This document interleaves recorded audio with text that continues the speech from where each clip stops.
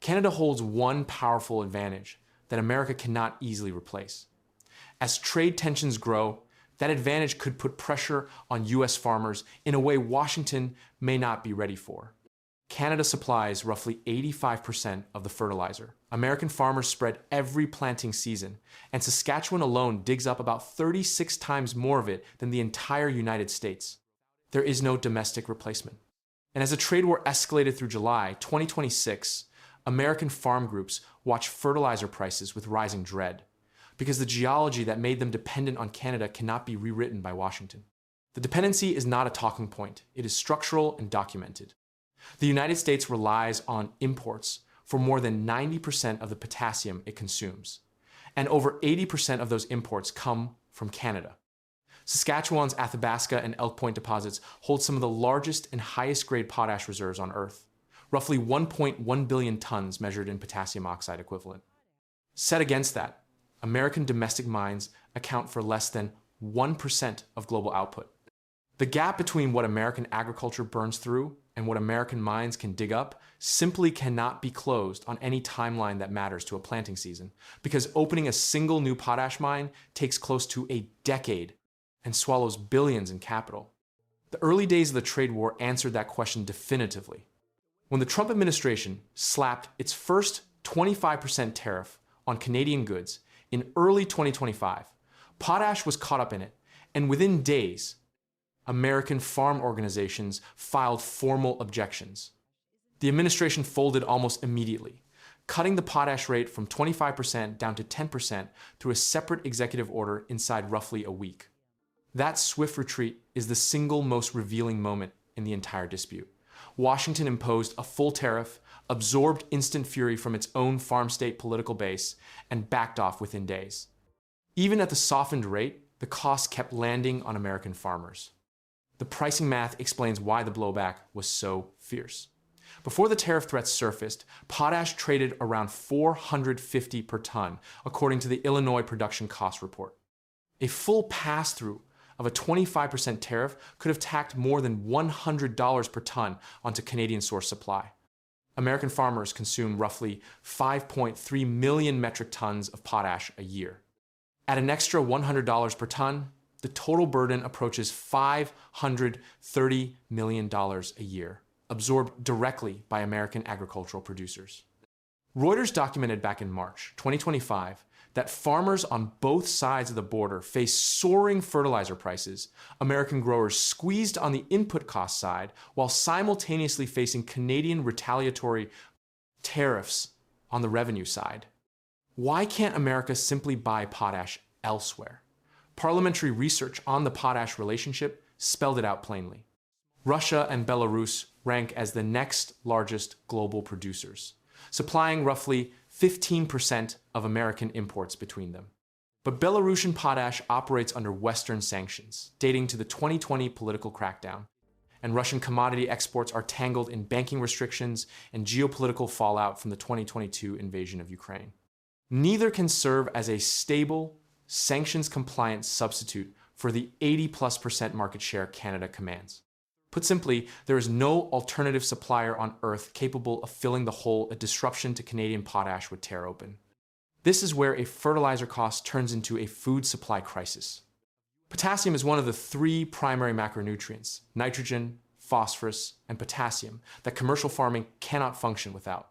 Corn, soybeans, wheat, and virtually every major American crop depend on potassium applications tuned to their yield targets.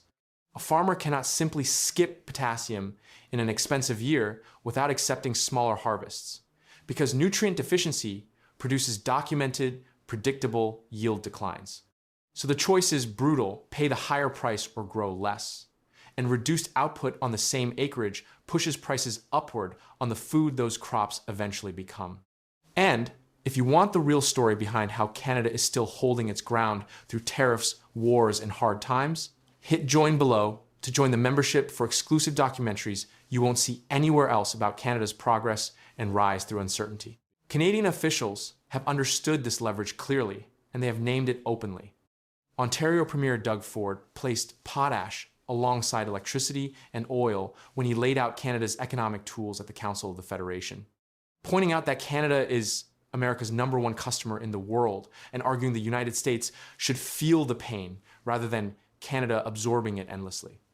That framing captures the recognition that potash is one of the categories where Canada holds structural supply dominance American buyers simply cannot route around. The July 2026 escalation sharpened everything. When the Trump administration signed its 50% tariff proclamations on July 20th, 2026, potash landed on the exemption list, right beside energy, critical minerals, and fish. That exemption is the clearest possible admission of American dependence.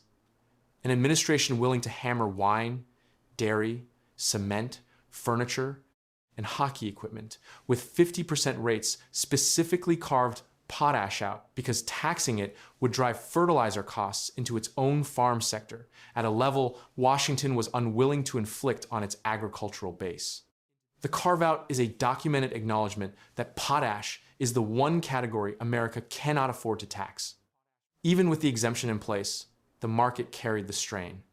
BHP's Jansen mine in Saskatchewan, a multi-billion-dollar project expected to add around 4.35 million tons of annual capacity, kept advancing, deepening Canada's already commanding global position.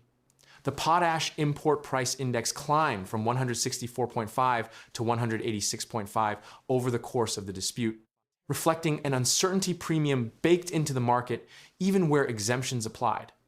American farmers making purchasing decisions for the coming season did so knowing the exemption could vanish with the next executive order. Global news traced how this fertilizer dimension flowed straight into American food prices and farm profitability. Higher potash costs squeeze farm margins, raise the production cost of crops that feed both American consumers and export markets, and eventually reach grocery shelves. The supply chain linking Saskatchewan mines to Midwest corn and soybean fields has run smoothly for decades, built around rail lines, blending facilities, storage terminals, and application equipment, all calibrated to Canadian supply. Breaking that chain would mean rebuilding physical logistics infrastructure, not simply finding a new seller. The planting calendar makes it all more acute. Potash for spring corn and soybean planting in the American Midwest is usually bought and delivered the previous fall or in the early spring weeks before the fields open. A farmer purchasing under tariff uncertainty pays a risk premium before any tariff is even finalized, because supply contracts signed under uncertainty carry hedging costs. The July 2026 escalation, arriving right in the heart of the agricultural planning cycle, layered exactly that premium onto purchasing decisions across the Farm Belt. And here is what makes the leverage so durable. Canada's dominance is not a passing market condition. It is geological, capital-intensive, and expanding. Saskatchewan holds the world's largest reserves. BHP's Jansen mine is adding capacity. Canadian producers are deepening export ties with Brazil, India, China, and Southeast Asia markets that give them alternatives to the American buyer if the trade relationship keeps deteriorating. That diversification is the quiet threat behind the whole story. If Canada builds enough foreign customers, the American market becomes just one option among many, rather than the essential destination it has always been. To be clear, Canada has not cut off potash. The fertilizer is still flowing south, still exempted, still feeding the American Farm Belt. What exists is the demonstrated capacity and the recognized willingness to use potash as leverage if the trade relationship collapses further. The weapon is loaded but holstered. And that is precisely what unsettles Washington American farmers depend on a supply source that is simultaneously expanding its production, diversifying its customer base, and facing tariff measures that have so far produced not one new American mine to loosen the grip. The dependency runs one way. Canada has potash, America has no replacement. And no tariff, no proclamation, and no executive order can change the geology that made it so.